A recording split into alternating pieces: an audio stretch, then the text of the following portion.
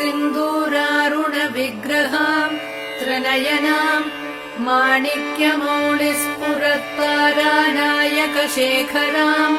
स्मितमुखीमापीनवक्षोरुहाम् पाणिभ्यामलिपूर्णरत्नचषकम् रक्तोत्पलम् बिभ्रती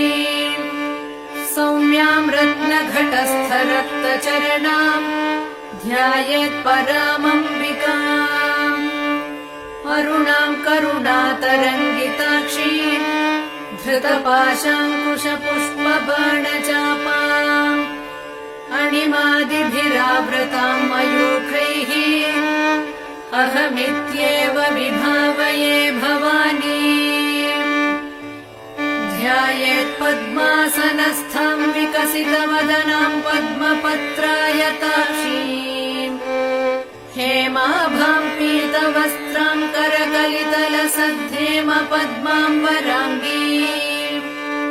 सर्वालङ्कारयुक्ताम् सततमभयदाम् भक्तनम्राम् Bhavani श्रीविद्याम् शान्तमूर्तिम् सकलसुरनुताम् सर्वसम्पत्प्रदात्री